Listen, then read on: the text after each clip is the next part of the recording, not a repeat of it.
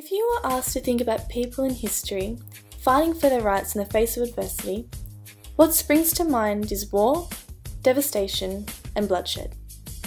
This is the most common thing to remember because it has such a high impact to your visceral emotions. Interestingly enough, the influence of non-violent action does not get enough mention, considering it quite literally has the power, and some may argue, have more of an impact to change the world completely.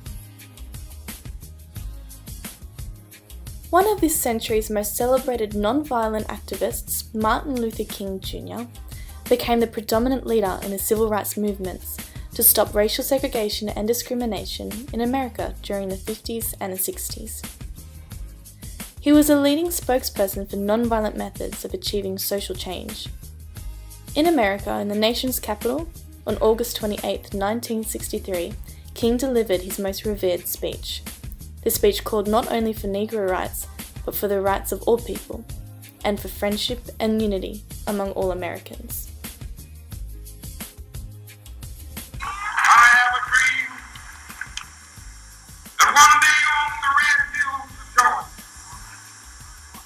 sons of former slaves and the sons of former slave owners will they be able to sit down together at the table of brotherhood.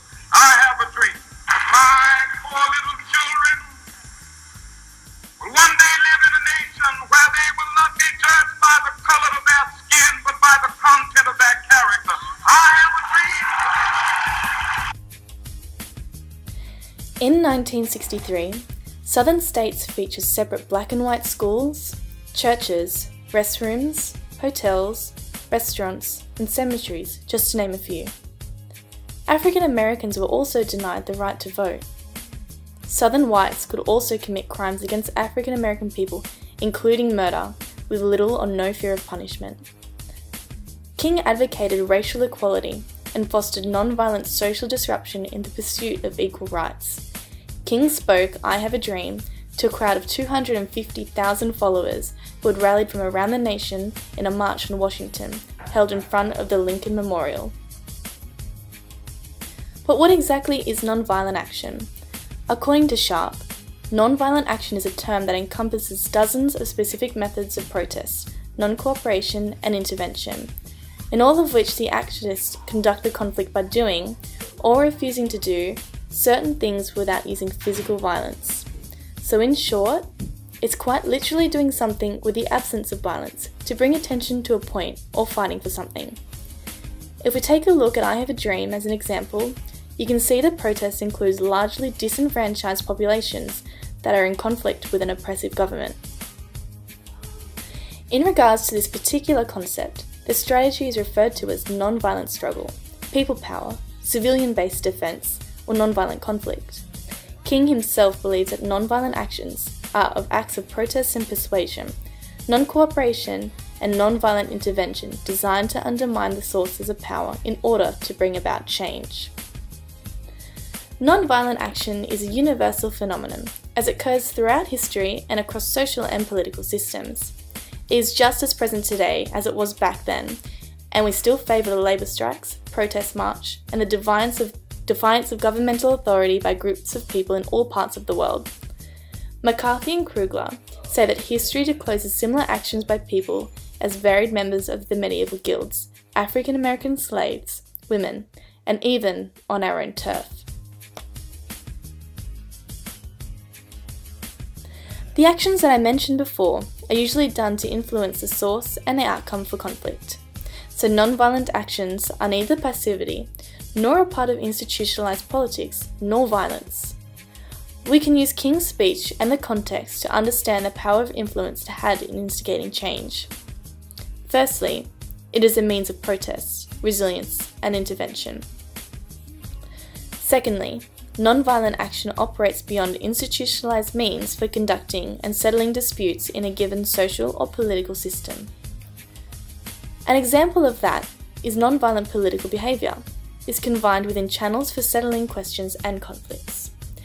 Next, if physical violence or material destruction are in the same context, which regularly happen alongside non-violent actions, it is assessed independently because of the means. Finally, it appears in practice in the form of distinctive methods that constitute its discrete and recurrent patterns of behaviour. There are many types of nonviolent action, and as Weber and Burroughs state, nonviolence is an umbrella term for describing a range of methods for dealing with conflict which share the common principle that physical violence, at least against other people, is not used. Gene Sharp, the best-known writer on nonviolent action, has compiled the most comprehensive typology of nonviolence. The first dimension, known as the tactical strategic, indicates the depth of analysis, where the aim and the operational timeframe is what activists use. The second dimension, known as the pragmatic ideological, indicates the nature of the commitment to nonviolence and the approach to conflict which activists use, which includes the importance attached to the relationship between means and ends and the attitude towards the opponent. Tactical exponents of nonviolent action use short to medium-term campaigns in order to achieve a particular goal within an existing social framework. Their aim is to reform. The strategic exponents of nonviolent actions are guided by a structural analysis of social relationships and are mainly concerned about the fundamental transformation of society, particularly campaigns, and are conducted with a long-term revolutionary strategy, which is what you would categorise Martin Luther King's speech under. Pragmatic exponents use nonviolent action because they believe to be the most effective method available in the circumstance. They view conflict as a relationship between antagonists with incompatible interests. Their goal is to defeat the opponent. Ideological exponents choose nonviolent action for ethical reasons and believe in the unity of means and ends. To summarise, the criteria which underpin the two dimensions of nonviolent action are itemised below. If we have a look at the table, it's possible to identify the orientation of individual activists and campaigns. For example, a lot of campaigns that have been conducted in Australia fall into the tactical pragmatic category. The Montgomery bus boycott and Martin Luther King's I Have a Dream speech are examples of the tactical ideological category. The Palestinian Intifada falls into the strategic pragmatic category. Gandhi's campaigns, such as the Salt Satyagraha, were in the strategic ideological category.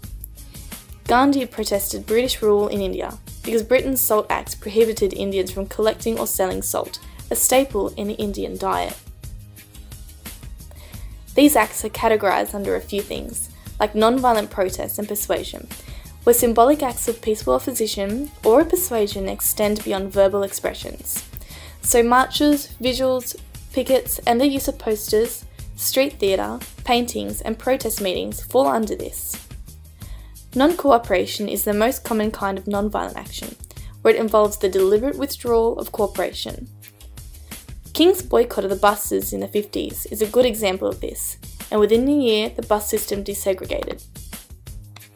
Another is non-violent intervention, where there is the disruption or destruction of behavioural patterns, policies, relationships, or institutions, which is what his speech was trying to incite. Things like blockades, fasting, seeking imprisonment and overloading facilities falls under this category. The distinction between violent and non-violent action is that the violence is exclusively bent upon the destruction of the old, and the latter is chiefly concerned with the establishment of something new. King aimed to bring forth peace and forgiveness in the face of extremely unfavourable circumstances in the world, instead of resorting to fighting and creating more devastation. Some would argue that it doesn't work, while others would say that it has a much bigger impact than guns and bloodshed. Non-violence aims to empower the disempowered by providing them with a weapon with which to alter the power relationship. It is by far the strongest weapon, and if it weren't for the likes of Martin Luther King or Mahatma Gandhi, the world may still be suffering in silence today.